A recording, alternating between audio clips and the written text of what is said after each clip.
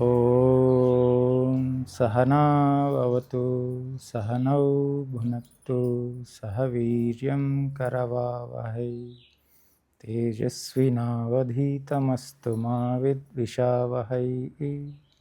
ఓం శాంతి శాంతి శాంతి. అందరికీ నమస్కారం. ఈరోజు టాపిక్ ఏంటంటే మతము ఆధ్యాత్మికత. మతం ఏంటి, ఆధ్యాత్మికత ఏంటి, దాని గురించి మన సంపంగురులు కూడా అడిగారు. కొంత చిన్న టాపిక్, మాకు కొంచెం అది డిఫరెన్స్ కావాలి అని, వ్యత్యాసం కావాలి అని. మతము ఆధ్యాత్మికత ఏంటి, రెండు ఒకటి కాదా అని మనకు సంశయం రావచ్చు కదా. ఆధ్యాత్మికత ఈ రెండు ఒకటి కాదా అని సంశయం రావచ్చు కదా. అందరం చేస్తున్నది ఒకటి అనుకుంటాం, కానీ తేడా ఉంది. మతం అనేది మనకి విశ్వాసం మీద ఆధారపడి ఉంటుంది. ఆధ్యాత్మికత అంటే అది వ్యక్తిగత అనుభవానికి ఆధారం మీద ముందుకెళ్తుంది.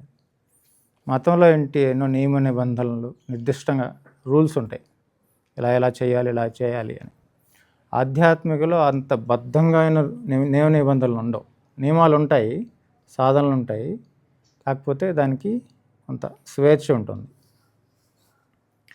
మతం మనల్ని కొంత దూరం తీసుకెళ్తుంది, కానీ అంతటితో ఆగిపోతుంది. అది అక్కడ నుంచి ఆధ్యాత్మికత అనేది మనల్ని ముందుకు తీసుకెళ్తుంది.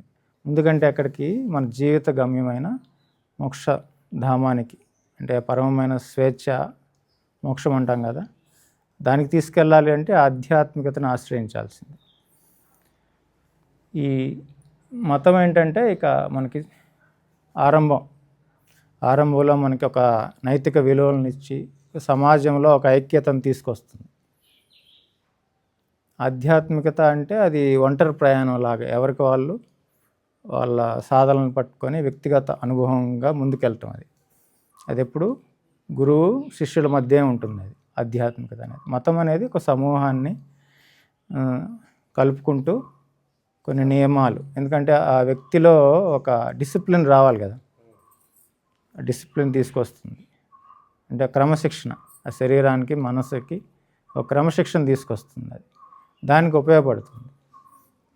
కానీ ఆధ్యాత్మికత ఏంటంటే దానికి ఇంకా అది పూర్తిగా, ఇది మతం అనేది మనసుకు సంబంధించినది. మన రమణ మహర్షుల మాటలు చెప్పాలంటే, నాయన ఇది మనసుకు సంబంధించింది, మనస్సుని సంస్కరించడానికి కొంత ఉపయోగపడుతుంది.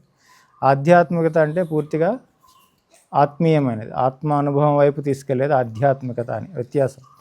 సరే, ఈ మతం ఎక్కడి నుంచి వచ్చిందంటే, ఈ మతం కూడా సత్యంపై ఆధారపడి నిర్మించింది. మతం కూడా ఈ సత్యంపై ఆధారం చేసుకొని నిర్మించారు. కానీ అదేమైంది, కాలక్రమంలో అది దారి తప్పింది. అది కేవలం అయిన నియమ నిబంధనలకి అట్లా ఆగిపోయింది. అంటే అనుభవంలోకి, ఆడంబరాలకి, కోలాహలకి అది పరిమితం అయిపోయింది. ఇప్పుడు ఉదాహరణకు ఉత్సవాలు జరుగుతున్నాయి. అసలు ఉత్సవాల లక్ష్యం ఏంటి అంటే, ఉత్సవం అంటే అనేక మందిని ఒక సమూహంగా తీసుకొచ్చి అక్కడ భగవంతుని పేరుతో ఒక ఉత్సవం లాగా జరుపుకోవటం, పూజించుకోవటం, తర్వాత ఆయన కథలు వినటం, భక్తిగా సత్సంగం చేసుకోవటం, ఇట్లాగా. దీనికోసం ఉత్సవం ఆరంభమైంది. కానీ ఈరోజు మీరు చూస్తున్నారు, ఏమైంది ఉత్సవం, కేవలం కోలాహలము, ఆడంబరంగా అది అక్కడితో ఆగిపోయింది. ఉదాహరణకి ఇప్పుడు కుంభమేళా జరుగుతుంది కదా. కుంభమేళా ఉద్దేశం ఏంటి, అక్కడ అందరూ సాధు మహాత్ములు అందరూ వస్తారు, భక్తులందరూ ఆ గంగా తీరంలో చేరుకొని అక్కడ పుణ్యస్నానాలు చేసుకొని ప్రతినిత్యం జపధ్యానాలతో లేకపోతే సత్సంగం, భగవంతుని కథలు వినటం, భగవంతుని ఆ ఉత్సవంగా కూడా అంతా భగవంతుని పేరుతో జరిగే ఉత్సవం అది. కానీ అది ఇప్పుడు ఏమైంది, వెళ్ళి స్నానం చేసుకొని వచ్చేసేదే అయిపోయింది. అంటే దాన్ని పరిమితం చేసాం మనం. దాని యొక్క ముఖ్య ఉద్దేశం ఏంటి, మనలో ఆధ్యాత్మిక ఉన్నతిని తీసుకురావటమే. అక్కడికి వెళ్ళి ఎంతో మహాత్ములు ఉంటారు, వాళ్ళ దగ్గర సత్సంగం విని ఆ భగవంతుని తత్వం తెలుసుకొని, ఆ మనలో భక్తి తత్వం తెలుసుకొని, ఆ భజనలో సేవాభావంతో అందరికి ఎంతోమంది భక్తులు సమూహంగా వస్తారు కదా, వారికి సేవ చేసే అవకాశం. తపస్సు అన్నమాట. అక్కడంతా ఇంట్లో ఉన్న సౌకర్యాలు అక్కడ ఏముండదు, కానీ అది భగవంతుని పేరుతో మనం చేసే తపస్సు. దానివల్ల ఏమవుతుంది, మనకి ఆధ్యాత్మికత ఉన్నతి వస్తుంది అనే ఉద్దేశంతో మొదలుపెట్టిన ఉత్సవాలు ఇవన్నీ. కానీ కాలక్రమంలో ఏమైంది, దాని ముఖ్య లక్ష్యాన్ని వదిలిపోయి కేవలం ఇట్లాగా ఆడంబరాలకే పరిమితం అయిపోయింది. అందుకనే కబీర్ అంటారు, ఏమంటారు, మామూలుగా మతంలో ఏంటి, మనకి ఎన్నో నియమ నిబంధనలు ఉంటాయి కదా. పొద్దున్నే లేచి నిర్దిష్టంగా నమస్కారాలు చేసుకొని, అర్చన చేసుకొని, జపం చేసుకుంటాం. అట్లాగా ఎన్నో మంత్రాలు చదువుతాం కదా.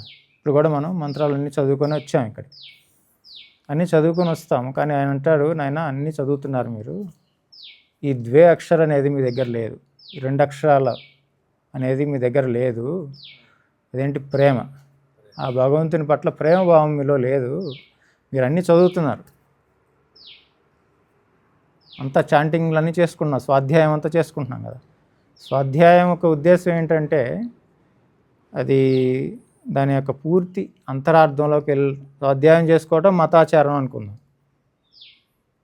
కానీ ఆ స్వాధ్యాయం చేసే ఏదైతే మంత్రాలు ఉన్నాయో దాని యొక్క అర్థాన్ని తెలుసుకొని దాన్ని మన జీవితంలో ఆచరణలోకి తీసుకురావటమే ఆధ్యాత్మికత, అంతే తేడా.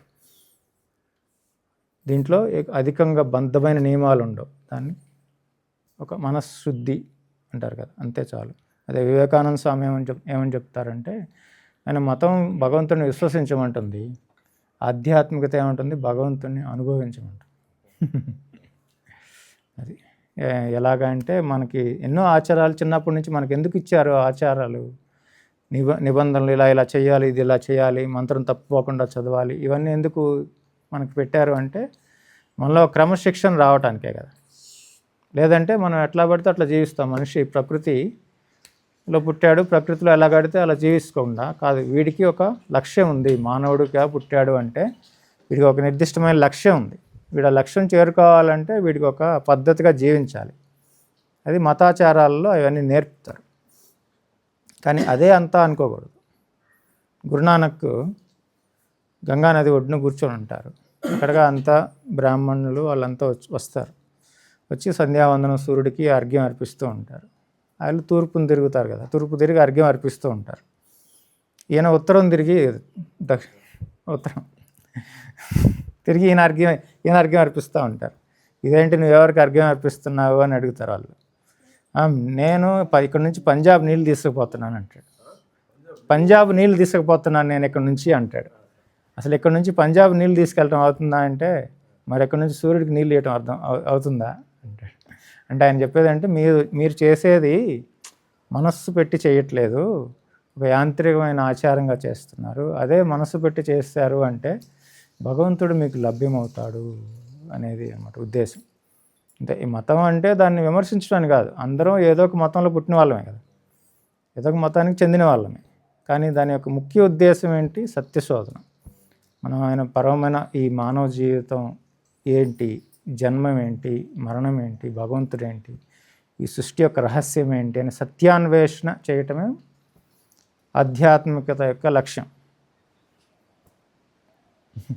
మతం ఏంటంటే ఒక విశ్వాసం, భగవంతుడు ఉన్నాడు, అది మనకు అన్నీ నేర్పుతుంది. సామాన్యమైన ఒక నియమ నిబంధనలతో ఒక భయాన్ని నేర్పుతుంది. భయపెడుతుంది. నువ్వు ఇది చేయకపోతే నీకు ఇది జరుగుతుంది, నీకు ఇది చేయకపోతే ఇది జరుగుతుంది, ఇది ఇలా చేయకపోతే అలా జరుగుతుంది అని ఒక భయం. భగవంతుడు శిక్షిస్తాడు, తప్పు ఇలా చేస్తే శిక్షిస్తాడని, అంటే భగవంతుడిని ఒక రాజునిలాగా చేసి చూపిస్తుంది. అదంతా అవసరమే. ఒక టైంలో మనిషికి ఒక సంస్కారం వృద్ధి చెందడానికి అది అవసరమే. కానీ ఆధ్యాత్మికత ఏం జరుగుతుంది, నిర్భయత్వం వైపు తీసుకెళ్తుంది. నీ యొక్క నిజతత్వం ఏంటి, నాయన నువ్వు ఎందుకు వచ్చావు, ఆ సత్యాన్వేషణ విచారాత్మకంగా ఉంటుంది ఆధ్యాత్మికత అంటే మన యొక్క దీన్ని, ఈ మతాచారాలను బాగా పెంపొందించి ఉపదేశించి దీన్ని బాగా ప్రచారం చేసే వాళ్ళని మత గురువులు అంటారు. అలా కాకుండా ఆధ్యాత్మికతని అంటే మనిషిని యొక్క మనిషిలో జీవితంలో పరివర్తనని, తన యొక్క నిజతత్వం ఏంటి, ఆధ్యాత్మికత అంటే జీవుడి యొక్క పరమ లక్ష్యం ఏంటి అని గుర్తు చేస్తుంది ఆధ్యాత్మికత. నీకు మోక్షం, నువ్వు ఎందుకు వచ్చావు, ఆ పరమమైన ఆ శాంతి కోసం, పరమమైన ఆ శాంతిని గుర్తు చేస్తుంది. ఆ సత్యాన్వేషణని మనలో జాగృతం చేస్తుంది. దీని గురించి చెప్పే వాళ్ళంతా వీళ్ళు ఆధ్యాత్మిక ఆచార్యులు అంటారు. వాళ్ళకి వీళ్ళకి డిఫరెన్స్ అది. మీరు అడిగారు కదా మొన్న, అట్లా.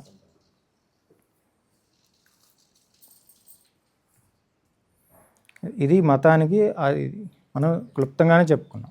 మతానికి ఏంటంటే, మతం అంటే మనల్ని ఒక సమాజంలో ఒక ఐక్యతను తీసుకొస్తుంది. సమాజానికి మతం అవసరమే. లేదంటే ఎలాగైనా సమాజం ఎట్లా పడితే అట్లా విచ్చలవిడిగా జీవించేస్తుంది కదా. అందుకని మతం అనేది ఆరంభంలో మనకి ప్రతి ఒక్కరికి అవసరమే. అది కొన్ని నియమాలను విధిస్తుంది. ఆ నియమాలతో కొంత ఆచరిస్తాం, మనకి విశ్వాసంతో చేస్తాం. కానీ దాని యొక్క అంతరార్థంలోకి తీసుకువెళ్ళేదే ఆధ్యాత్మికత.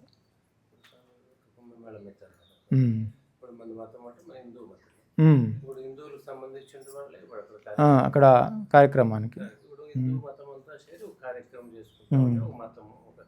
ఒక ఉత్సవం అది. ఆ ఉత్సవం యొక్క ముఖ్య ఉద్దేశం ఏంటంటే భగవంతుని చింతన, భగవంతుని గురించి చింతన, శ్రవణం, మననం అట్లా అన్నీ చేసుకోవటానికి అంతమందిని ఒక్క చోట చేరుస్తుందంటే ఆ ఉత్సవం విలువ ఉంది కదా. ఆ సమూహంగా మనం చేసే జపధ్యానాలకి అక్కడ ఇప్పుడు ఒకటికి శక్తి లేదు, ఒకటికి శక్తి ఉంది. వీడు శక్తివంతుని చూసి వీడు శక్తి తెచ్చుకుంటాడు. అంటే ఆ భక్తి భావంలో ఉన్న వాళ్ళని చూసి మనకి భక్తి కలుగుతుంది. అట్లా ఆ సమూహంలో పరస్పరం సహకరించుకుంటూ మనల్ని ఉన్నత మార్గానికి తీసుకెళ్ళటానికే ఉద్దేశించి చేసినవే ఈ ఉత్సవాలన్నీ. లేదంటే అందరూ ఇంతమంది 40 కోట్ల మంది ఒక చోటకు చేరుతున్నారు అంటే అది చిన్నదేం కాదు. కానీ దాని ముఖ్య ఉద్దేశం నెరవేరుతుందా? ముఖ్య ఉద్దేశం పవిత్రమైందే, కానీ దాన్ని మర్చిపోయాం మనం. దాన్ని మర్చిపోయి దీన్ని ఊరికనే నీటిలో మునిగొచ్చే దానిలాగా పరిమితం చేశాం, దారి తప్పినట్లు అన్నమాట. అట్లా ఇప్పుడు ఇక్కడ కూడా మనకి ఊర్లో ఉత్సవాలు జరుగుతాయి కదా, కానీ అక్కడ ఉత్సవం యొక్క ఉద్దేశం అంటే అందరూ ఒక చోటకు దగ్గరకు చేరి ఆ భగవంతుని గురించిన భజన చేసుకుని ఒక సందర్భం కావాలి. ఇప్పుడు మతాచారాలు అంటే దానికి మతం ఏం చెప్తుంది? ఫలానా రోజు మంచి రోజు, ఫలానా స్థానం మంచి స్థానము అని చెప్తుంది. దాని ఉద్దేశం మంచిదే, కానీ ఆధ్యాత్మికత ఏమంటుంది? అయినా ఏ రోజైతే నువ్వు భగవంతుని తలుచుకున్నావో అదే మంచి రోజు, అదే మంచి స్థానం. నువ్వు ఏ రోజైతే భగవంతుని తలుచుకోలేదో అదే చెడ్డ రోజు, నువ్వు ఉన్న స్థానం చెడ్డ. అట్లా అంటే తేడా అన్నమాట. అంటే మన లక్ష్యాన్ని గుర్తు చేస్తూ ఉంటుంది. దీనికి పరిమితులు ఉంటాయి, దీనికి పరిమితి లేకుండా ఒక స్వేచ్ఛ వాయువులను పీల్చుకోవటానికి మనల్ని బంధిస్తుంది మతం. మనల్ని నువ్వు ఇది చేయాలి లేకపోతే ఇది అని. ఆధ్యాత్మిక మనల్ని ఏం చేస్తుంది? స్వేచ్ఛలోకి తీసుకెళ్తుంది. ఆ పరమైన ఆ భగవంతుని సాన్నిధ్యాన్ని మనలో మనకి అనుభవం అయ్యేలాగా చేస్తుంది. దానికి బంధనాలు లేకుండా కట్టుబాటు, ఆ భక్తిభావం అది. దానికి దీనికి ఇప్పుడు మనం యాంత్రికంగా చేసామనుకోండి, ఏం చేసినా మంత్రం చేస్తాం, తంత్రం చేస్తాం, పూజ చేస్తాం, అన్నీ చేస్తాం కదా. అది యాంత్రికంగా చేస్తే అది మతం అవుతుంది. కానీ అక్కడే శ్రద్ధ అనేది ఒకటి వచ్చిందంటే అది ఆధ్యాత్మికత. ఇప్పుడు మనకి వేదాల్లో కూడా ఏం చెప్తున్నారు? కర్మకాండ 80,000 శ్లోకాలు కర్మకాండ. ఉపాసనాకాండ అంటే భక్తికాండ 16,000 శ్లోకాలు ఉంది. కానీ జ్ఞానకాండ ఎంత ఉంది? 4,000 శ్లోకాలు కూడా లేదు. అంటే ఇవన్నీ చేసుకుంటూ ఇక్కడికి రావాలి.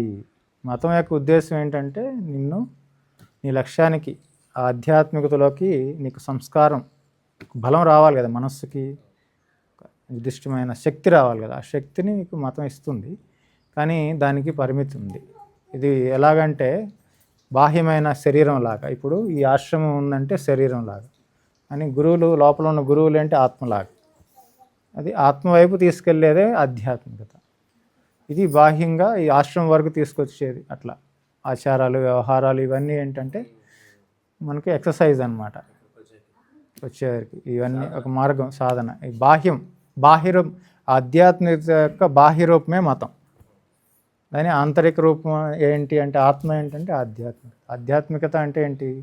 ఆ సత్యాన్ని, మన యొక్క మానవ జీవిత లక్ష్యాన్ని గుర్తు చేస్తూ దాన్ని ఎలాగ నువ్వు తీసుకెళ్తుంది అంటే ఇక్కడ ప్రేమకి, భక్తికి, ఇక్కడ జ్ఞానానికి స్థానం ఉంది ఆధ్యాత్మికలో. అక్కడ ఏంటంటే రూల్స్, ఆ రూల్స్ని బట్టి నువ్వు ఇది చేయాలి అంతే. అది నీకు ఇది చేస్తే ఇది వస్తుంది, ఇది చేస్తే ఇది వస్తుందని చెప్తుంది. అది మంచిది. అది కొంతవరకు అందుకే మనం చెప్పాం, అది కొంతవరకు తీసుకెళ్తుంది. అక్కడ నుంచి ఆగిపోతుంది. అక్కడ నుంచి మనం ఇట్లా ముందుకు వెళ్ళిపోవాలి. అది చిన్న టాపిక్కే ఇంతవరకు. ఓం శాంతి శాంతి శాంతి.